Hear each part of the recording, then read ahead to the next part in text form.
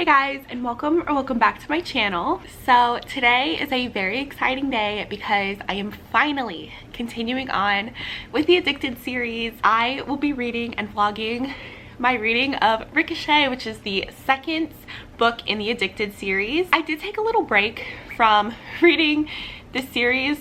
Well, I guess I only read the first one, but I did take a quick break. I got married. I just was in a bit of a reading slump for a while, and I think I am finally ready to continue on with this book series. I am unintentionally matching the cover today. We've got the little purple vibe going on today. Mark is actually out golfing, so I thought that it would be the perfect time to sit down and dive back into this world. There will be spoilers in this video, just a heads up. I don't think I would be able to give my full opinion on the whole series without spoiling some of the books. So I'm just gonna go ahead and spoil this book. So if you have read this, welcome, come join.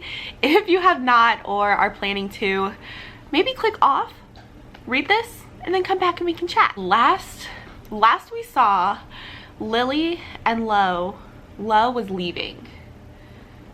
So I'm curious how this book is going to go. Okay, so I filmed that first clip like 3 hours ago and I still have not started this book. I did place a Target order though, and I did scroll on TikTok, but I'm finally starting Ricochet. And it's funny because I did open up to the first page and here is the first sentence.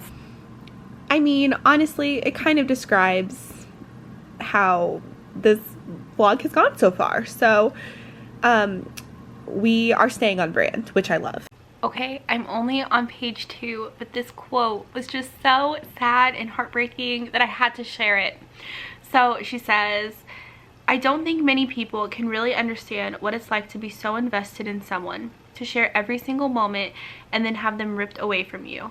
We have an unhealthy codependent relationship, I know this, and I'm trying to change, to grow beyond him. But why does that have to be a stipulation? I want to grow with him. I want to be with him. I want to love Lo without people telling me that our love is too much. One day, I hope we'll get there. Hope, that's all I have to go on right now. It's my driving force. It's literally what keeps me standing. I forgot just how much the first book broke me, like how the quotes and everything, it's so beautifully written and it's such a heartbreaking story. So I'm going to continue, but page 2 already got me. Hi, I'm back on page 5. So Daisy is telling her about these signature traits that these models have and how she has her signature trait. And then Lily says, signature traits sounds like getting a badass Patronus in the wizarding world, though I'm sure mine would be lame too, like a squirrel. I love the Harry Potter reference. 10 out of 10. Guys, it is now 2 hours since that last clip. My wedding video came in, and so I watched it like probably 7 times, had to share with people. We've been chatting, so okay, I think I'm done now. Back to reading. Hello. So last clip you saw of me was on Sunday.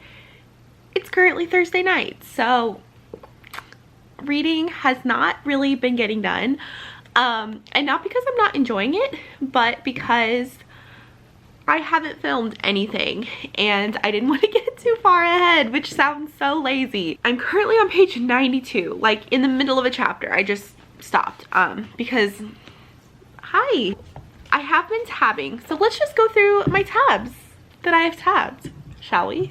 Okay, so I don't think I've mentioned this, but we got to see more Rose and Connor, and I just really like their dynamic. I think that Connor is a little annoying, and I love that Rose puts him in his place. And there is a part where she tells him that he's like a green rooster. If your kind exists, there's only one of you. He grins. Say that again. I'd rather embowel your cat. And in the first book, she mentions his cat. He really loves his cat, and she just kind of constantly mentions wanting to do horrific things to his cat, which is a weird dynamic, but it's still kind of funny in a very disturbing way. Also, I'm not going to read it, but there was a really cute long line on page 69 that I just thought was so cute. I really love Lily and Lo, and I'm sad that they're separated, at least for the first half-ish of the book. We also got a fun little flashback scene where we got to see them before they got together and kind of that flirtation that they had, because they were friends, but you know, Lo had underlying feelings and Lily definitely kind of did too. They just didn't really, I mean, I guess they kind of acted on them, but not seriously, I guess. And so I like seeing moments before. Oh my gosh, I honestly kind of forgot about this, but the part where they have that, what is the soda company's name called? Fizzle? So their dad owns Fizzle, which is like a soda company, and they're having this big launch event thing, and their mom for some reason feels the need to have them go with a date, and so she'll set them up with dates. And so she set Lily up with somebody, which obviously is an issue because Lo's not there, and it ends up being someone who Lo really doesn't like, and it's just this whole thing. And so Rose, being the queen she is, calls her mom and is basically telling her that it's an issue, she'll go by herself, like Connor was supposed to be her date and no longer is. And so her mom is just being so rude about the whole ordeal, and she says, I called Connor this morning and asked him if he was planning on riding with the four of you. I don't know what was more embarrassing, being informed by your daughter's boyfriend that you broke up with him, or calling him and being made a complete and utter fool of. Like, their mom is just very self-absorbed, and I guess they do live a very bougie lifestyle, but it just really irritated me, like the way she talks to Rose. And I think we're getting more of a glimpse into why Rose has that relationship with her mom that she does. But that's the last thing I tabbed. Right now they are still at this Fizzle event and Reich is there, and that's where I stopped reading. I'm going to read a little bit tonight, hopefully update sooner than I have. I mean, I'm like halfway through. It's such a short book and I just haven't been reading. I don't know what's wrong with me today. Work has been busy. I've just been distracted. Also, like I said, our wedding video came out and I have been obsessively watching it, and so I decided that I'm going to upload it on my channel. So that will obviously be out before this video, but it's coming out for me tomorrow. So I'm very excited to share that. So hopefully once I've uploaded, I will be more motivated to read and film and do all of that, because I kind of fell out of it when I gave myself a little break for the wedding. Hello. So I read quite a bit since the last time I updated. I've been terrible at updating in this vlog for some reason, but I think we last left off, we were at that Fizzle event. Lily calls Connor and he says that their mom told him that Rose was going to the event alone. She didn't say anything about having dates for them. So their mom is just causing lots of issues for them. Rose eventually confronts her mom, which was big boss energy from her. I loved seeing it. Like, there's a part that made me laugh where she is just kind of standing up for herself. Her mother says, language, Rose, and she said, grow up, mother. I have. And I really love Rose. I think that we get to see a lot more of her and her personality. And in the first book, I feel like she came off more as just kind of not very nice. Like, she had a lot of bad moments, kind of. And I think now, looking back on it, it's just that she has a very strong personality and she's just kind of standing up for herself. And I love Rose. She honestly, she's like becoming my favorite sister if she's not already. I know we haven't seen tons from her, but I just really love reading the scenes where she is involved.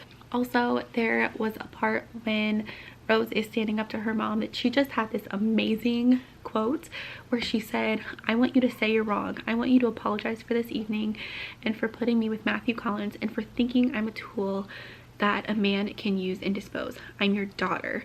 You're supposed to love me by telling me that I'm beautiful and I'm smart and no man is good enough for me. You're not supposed to tell me that I'm worth less than I am." And just snaps for Rose there. Their mom slaps Rose. I mean, just so much happened at this event and I was just floored by the drama. That's probably why I didn't update, just because I'm getting very wrapped up in this book and so much has happened. So yeah. Oh, hi Ellie. Anyway, then Connor comes. Lily was worried, called Connor, and he came, which was lovely. And when he does come, they have like a little conversation and he just said something that was so sweet, because Rose is someone, she doesn't want to be reliant on a man, and you can see that her mom has put a lot of that thought of thinking that all she's worth is having a man, and so she just is very against that thought, and she wants to be known for her rather than who she's with. And so she is telling Connor, "I don't need you," and he says, "You're right, you don't need a man, Rose, but you do need me." It was so sweet. It was just such a cute, vulnerable moment for them. And then of course, like, their banter is just so cute. So she says, "Are you crazy? You're talking to birds now?" Because he says, "A little bird told me you were upset." And he says, "I talk to any woodland creature if it gave me answers about you." And she said, "Would you walk through fire for me?" "Yes." "Brand my name on your ass?" "Possibly." "Drink cow's blood in my honor?"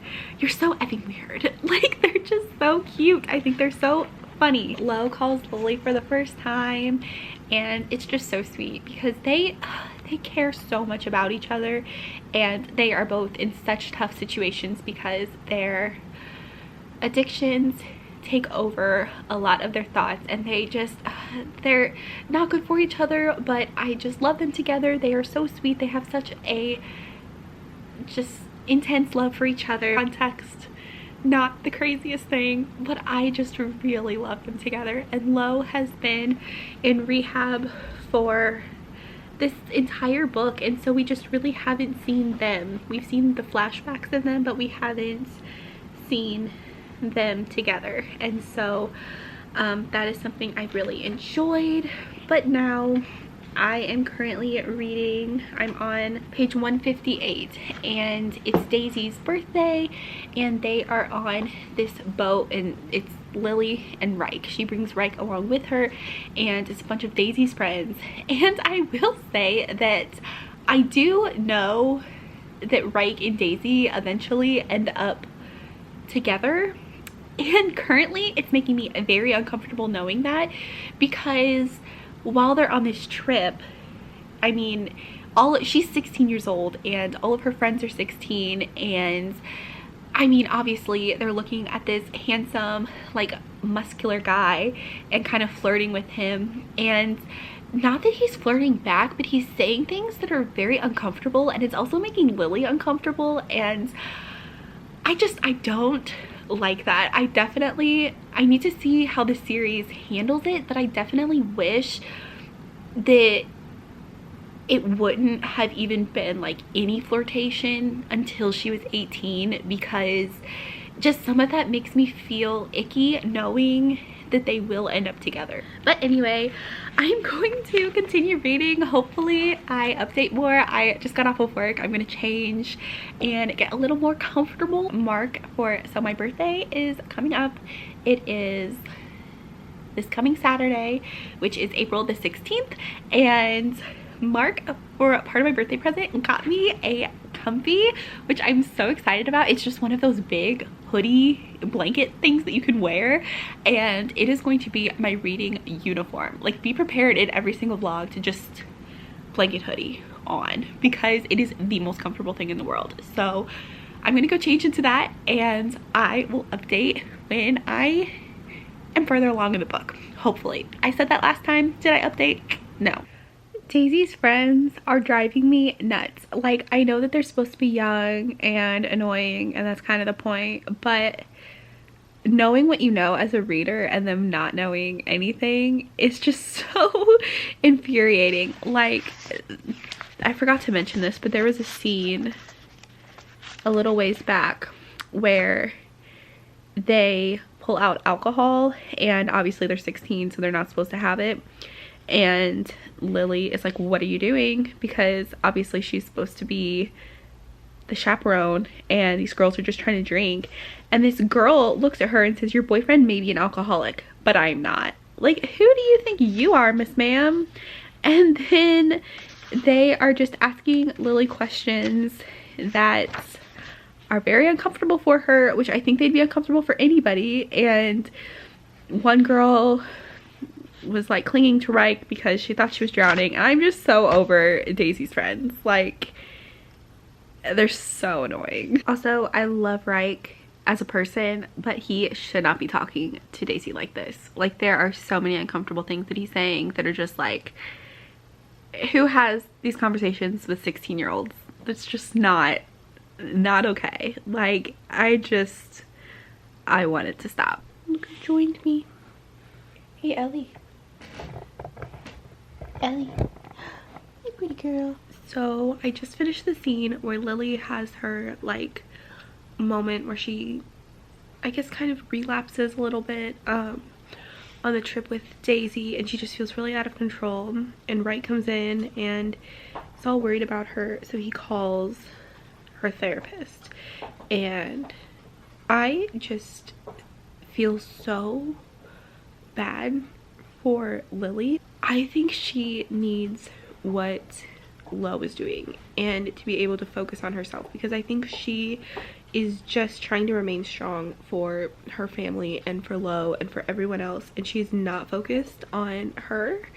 And with that, she is talking about how she always feels embarrassed and how she always feels ashamed whenever she has these moments, but she's not really giving herself the ability to get better. I don't know. It's kind of a weird situation. I just feel bad when she talks about herself like that, because I just wish she could get the same support that Lo is getting. And I know that she was getting that from Rose and Connor, but we haven't seen them for a little bit, and so it just feels like Lily is kind of on her own, because Reich is so team Lo in this and so against the relationship, and that gets really frustrating at times, because I think he discounts a lot of what Lily has to say, and he always tells her not to tell Lo about how bad she's doing, and I just don't think that's healthy. And that's what her therapist said as well. Reich did call Lo. Him and Lily got to talk, which was nice, but I don't know. This book does feel kind of slow. Like, I am only on page 188 in the middle of a chapter again, but I just feel like the pace is very slow, and since they're not together, it's feeling, I hate to say it, but like a little bit boring. I'm going to keep reading. Hopefully it picks up a little bit more. Something needs to happen. 10 seconds later. So just as I was saying something needed to happen, right when I said that, they realized that Daisy wasn't at the restaurant, and so they're all calling her, texting her, she's not answering. So Reich says he knows where she is, and Lily assumes she got kidnapped or something.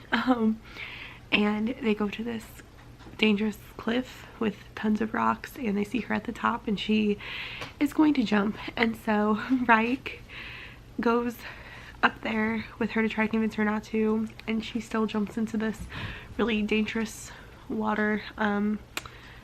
They end up being fine, which we kind of knew, because they have their own books, but it was a little intense. And you find out that Daisy has some feelings for Reich, but she says that they are 7 years apart, soon to be 6. Things are not good there, because again, she's 16, about to be 17, and I don't like it. I just wish they would have at least had her turning 18. Like, I don't know, it seems so weird and gross. But now we're in March, which March is at the end of March when Lo is going to come back, so I'm excited to read that. I will say that these headings remind me of New Moon. They give me New Moon vibes, especially because Lo is away, and so Lily is all sad about that. So yeah, it's very New Moon-esque. There's a possibility. These two just have so much that has happened to them. Like, it's so dark, and it's very hard to read at times. Like, Lily and Lo were talking on the phone, and they are talking about things that happened when they were younger. Like, they just didn't really have like a ton of parent supervision, I guess, and things were mentioned, but they have just like deep-rooted stuff, and they kind of blame each other for each other's addictions, and they definitely kind of egg each other on in ways. But like, I don't know, there's just so much that's happening. I guess it's being brought up, and it's just very dark, and it makes me feel very bad for them. Like, I don't know, they just have a lot of issues that they need to work through, and yeah, I don't know, it's getting hard to read. This is how I felt in the first one too, when like all of this stuff is getting brought up, and stuff is still just like, you're finding out more stuff. It's just very sad. I just read the cutest scene. So it was in chapter 15, and they are having this ceremony to let Lily say her vows, which she promises to do, and Ryke, Rose, and Connor were all there, and she was saying these things, and they were just cheering her on, and it was so cute. They were screaming and like clapping for her, and I just loved seeing her get that support from them, because I think Rose and Connor have definitely been a big support for her, but I don't really think she's seen it from Ryke, and she like finally saw it from him, and it was just so heartwarming and sweet to see. After they do all of the vows, he says sorry, and he admits that he just thought that she wouldn't wait for him, and that she would end up cheating and breaking his heart, and he was basically just saying he was wrong, and how basically proud he is that she did that for him. So Rose and Lily were just talking, and Lily was saying that, you know, Rose did all the hard work, like she found her therapist, she did all of that, and Rose was like, no, that's not true. Like, it is so sweet. I love seeing them all support each other. I think that is just such, I don't know, it felt special to read, so that was really lovely. Lily realizing all of that stuff with her mom, like how she just felt less than because she didn't really have anything that she was good at. Like, Rose had school, Daisy was just very naturally beautiful and good model, and Lily just felt like she didn't have anything, and that's also how her mom kind of felt. And just hearing that she realized her mom just didn't really give her any of that attention and just kind of ignored her is so sad, and so she's seeking validation through like other ways, and it's just, that was really sad to read. I didn't really expect that to play a part, but it definitely makes sense. Like, once she brought it up, it kind of made sense why her mom never really noticed anything was wrong. Pain, happiness, joy, and hurt ricochet from each path taken and from each memory uncovered. I love when the title shows up in the book, in a book quote. I haven't read the 3.5 years ago portion, but we didn't get to see Lo come back. So for Lo to come back, do I have to read the next one? I at least thought we would see the reunion. Like, we didn't get to see them at all together in this book. I am so sad. My comfy has stayed, but I've progressively gotten scarier in every single one of these clips. I look like I haven't slept in days. I finished Ricochet and I did really enjoy it. I do think it was a lot slower because Lily and Lo were separated, and so it didn't have all of those sweet moments that we saw with them previously. And I understand why this book had to be a part of the series, because it is really important. Lo goes off and gets the help that he needs, and Lily is really struggling with her addiction and being away from him. So I do think it was a really necessary book, and I did tap quite a bit in it, but it just felt a lot slower to me. So that being said, I do think I'm going to give this one 4 stars. So I still really loved it. It just didn't have that 5-star feel that the first one did, but I am still really excited to continue on with the series. Like I said, Lo was not even at the end. Like, we didn't get to see them reunite or anything, and that's something that I'm really looking forward to. So I am excited to get to Addicted for Now, which is the next one. It is quite a bit longer than this one. This one was pretty short, so I do think that for this being the book that it was like the perfect length. It's the shortest one.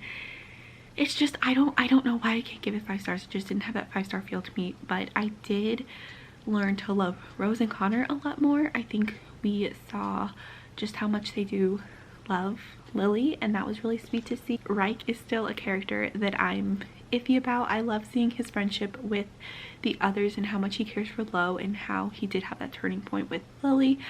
But the whole Daisy thing really threw me off in this book. I just could not get past it, and I am excited to see more of Daisy. I think she's a very interesting character. She's very rebellious and adventurous, and when she turns 18, I can see her and Reich being a very fun couple, but again, not now, because I don't even like that it was planted in the book. That was something I just really didn't like. Thank you guys so much for sticking to the end. If you did, please leave a purple heart emoji to match the cover, the comfy, all the purple vibes that were happening in this video. If you did like this video, please give it a like and subscribe to my channel if you would like to see more bookish content from me. I will be vlogging every book in the Addicted series and the Calloway Sisters series, so I'm super excited to get to those, and I hope that you guys will read along with me. So thank you again for watching, and I will see you in my next one. Bye!